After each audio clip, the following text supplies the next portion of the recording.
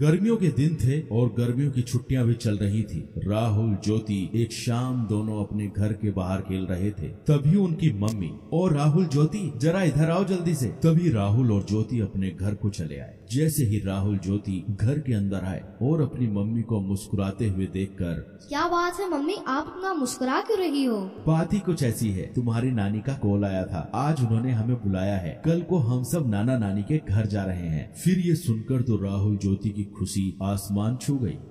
चलो पैकिंग शुरू कर देते हैं, नाना नानी के गांव चलते हैं और एंजॉय करते हैं। फिर क्या, दूसरे दिन सुबह सब लोग जल्दी नाना नानी के गांव के लिए निकल पड़े। राहुल ज्योति का नानी का घर काफी खूबसूरत और छोटा सा गांव था, जहां सब खेती बाड़ी करते थे और प्यार से रहते थे।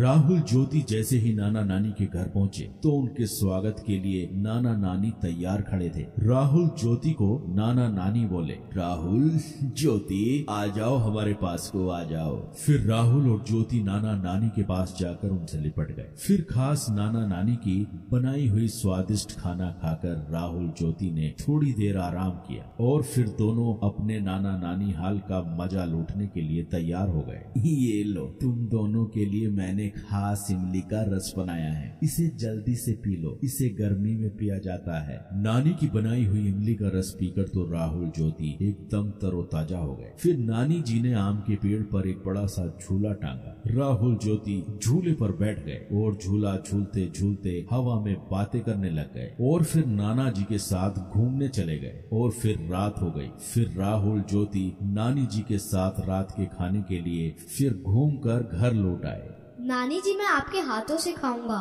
नानी, मुझे भी खिलाओ ना। ये सुनकर नानी जी हंसने लगी। ठीक है, मैं तुम दोनों को अपने हाथों से खिलाती हूँ। फिर क्या, राहुल ज्योति ने नानी के हाथ से पेट भरकर खाना खाया और खाना खाने के बाद सब लोग सोने की तैयारी करने लगे। और फिर राहुल ज्योति को गर्मी महसूस होने लगी। नानी जी, घर के अंदर कितनी गर्मी महसूस हो रही है, पंखा भी गर्म हवा फेंक रहा है, आपके घर में एसी भी नहीं है। हमें तो एसी की आदत है, अब तो हमें रात भर नींद नहीं आएगी। यह सुनकर नाना नानी के साथ सब लोग हंसने लगे। यह देखकर राहुल और ज्योति ज्यादा कंफ्यूज हो गए। आप सब हंस क्यों रहे हो? हमने कुछ गलत कह दिया क्या?